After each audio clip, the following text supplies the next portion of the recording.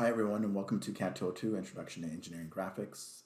This is a short presentation of Chapter 1 as we move forward in learning how to use AutoCAD. So Chapter 1 is titled Introduction to Engineering Graphics. A couple things that we're going to cover in this short presentation is what is a computer graphic, what is a technical drawing, and how to enlarge or shrink a drawing. So for the most part, engineering graphics really has to do with creating solutions to engineering problems. Most engineering problems require an understanding of the design process. That is, what you have to do is define what is the problem, what is the need. One of the first steps that you have to do is define what it is you have to do. Secondly, what you want to do is start researching.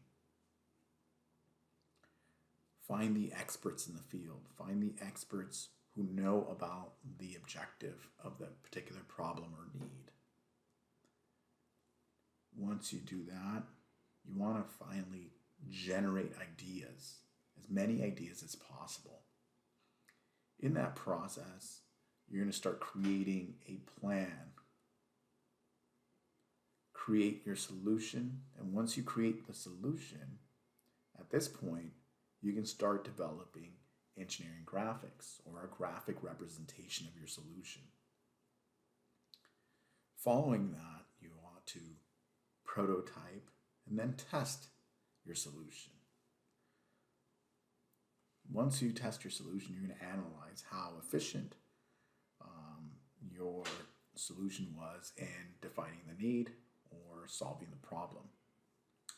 Once you do that, you'll refine it and then present your solutions.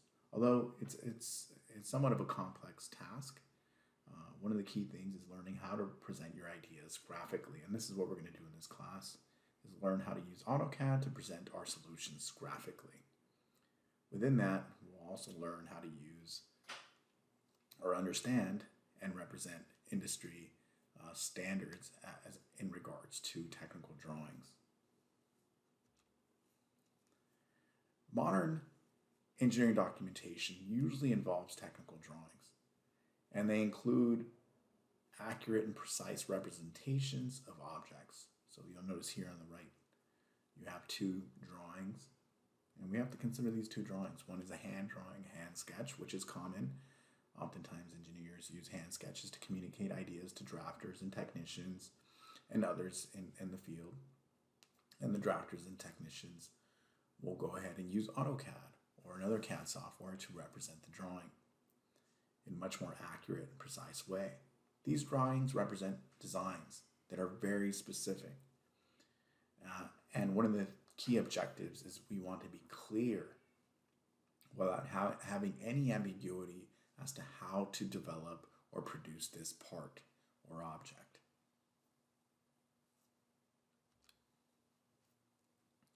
For the most part, computer design software is something that is taught here at Long Beach City College.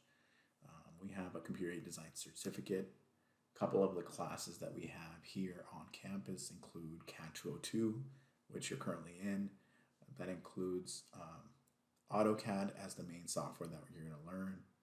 Other classes, such as Cad50, teaches students how to use SolidWorks. It's very common in mechanical engineering. You'll have CATIA, Cad2 C1. That is also common for aerospace engineers. And Mastercam is really common for those who are learning or needing to use a CAD/CAM software to develop manufacturing programs. And lastly, we have a CAD60 class, which is geometric dimensioning and tolerancing. Again, that's very common for those who are in aerospace engineering or manufacturing engineering or mechanical engineering, as well as quality engineering. So it's a very popular course for those disciplines.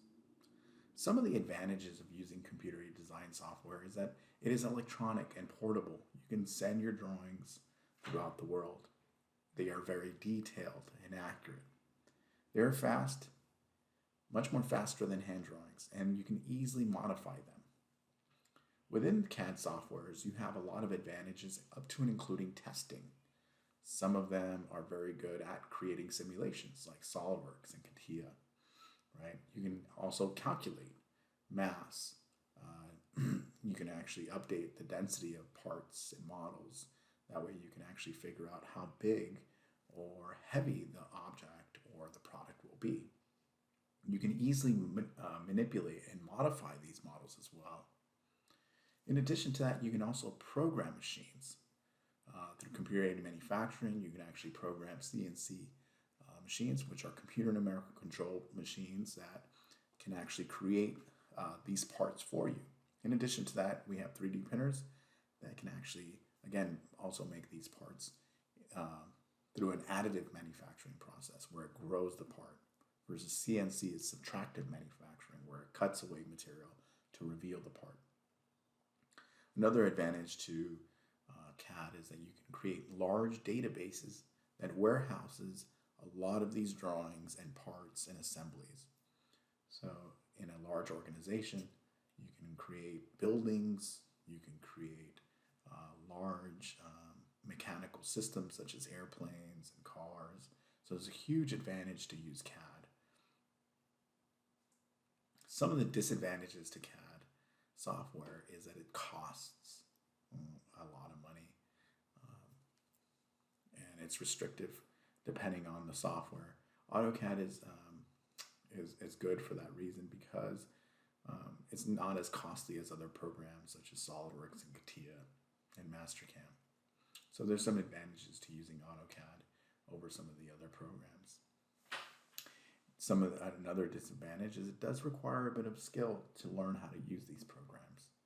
In addition to that, there's a constant change and update of both the technology and the standards. So one has to keep abreast to what's happening in industry, but also what's happening with the software. Icons change, processes change, steps change. So one has to always keep up to date with the software itself. There's many drawing standards out there dependent on the discipline or field that you're in. Technical standards that govern how the drawings are represented can be interpreted by experts in the field. And they're often, believe it or not, they are revised and reflect the changing needs of industry. So from year to year, the industry standards do change even within disciplines. So for example, my background is in manufacturing and mechanical design. So for the past 20 years, there's been at least 3 big changes in our standards. So we constantly have to keep up to date on the latest standards. A common standard that is used in the US is the American National Standards Institute. It's called ANSI for short. And the Y series of ANSI standards is for the technical drawing, so you'd have to look that up officially to figure out what the actual standards are. But they govern how we represent objects, where we talk about line thickness, where we talk about the spaces between lines. And we'll get into this much further later on in the text and in the course.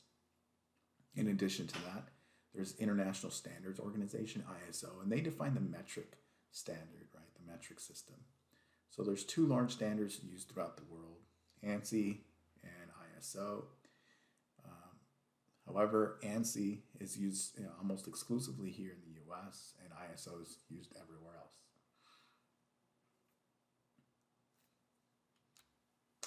Scales and types of scales. For the most part, the size of a drawing represents the object. And it is often dependent on the size of the object that will determine the size of the paper, the size of how big the paper you're going to use. Oftentimes we use common letter sizes, right? A size paper for what you find in a standard notebook. But in the field, in industry, you'll see B size paper, C size paper, D size paper, very different size sheets of paper. So one of the things that you have to do is know the scales and the types of scales that you're going to be using on a drawing. And it's often represented as a relationship. For example, you have a drawing, right? And then you see two, like a colon and the object. So the drawing itself represents what you see on the physical paper, and the object represents the real thing in real life. So when you see a 1-to-1 or 1/1, you have to understand that it means 1 inch on paper equals 1 inch in real life. All right.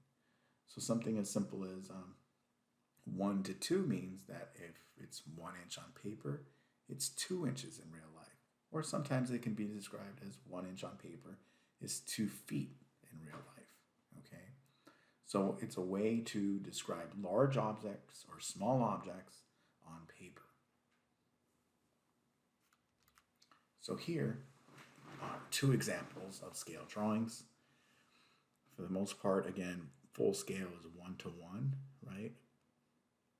Which means that if you're going to draw a mouse or a computer screen on a piece of paper and it's 1-to-1, it has to be exactly 1-to-1. So for every inch of the mouse or every inch of your computer screen, it has to be exactly to scale on the drawing. It has to be 1-to-1. When you're going to use a large scale, for example, that's something 2-to-1, it's often to represent something that's really small. Here in this graphic here, we have a small printed circuit board. Oftentimes they are way, way too small to draw at full scale, so we have to enlarge them. In this case, it's 2-to-1, so that means 2 inches on paper is 1 inch in real life. However, when you are drawing large objects, such as this building here that looks like it's almost like 4 stories tall, you'll use a small scale, so 1-to-60. So you can have something that's 1 inch in paper, it's 16 inches in real life. So this is really helpful to use when you're drawing large scale objects, such as buildings, roads, stadiums.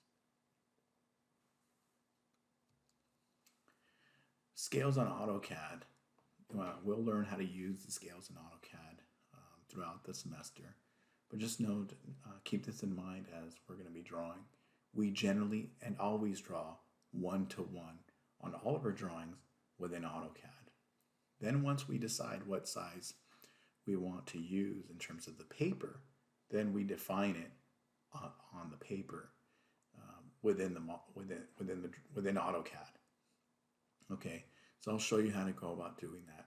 I just want to keep this in mind as you move forward, is that we will be manipulating scales throughout the semester.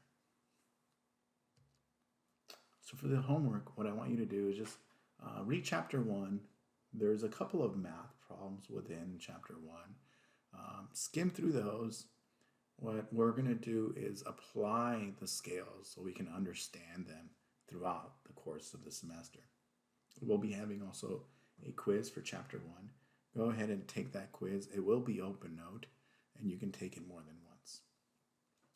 Chapter 2 is going to be a large chapter, and it's going to introduce AutoCAD. What I'm going to do is have another presentation video to discuss all of chapter 2. Okay, and that's going to introduce all the big, the user interface within AutoCAD, but also all the different tools to go about drawing. This concludes our discussion for chapter 1.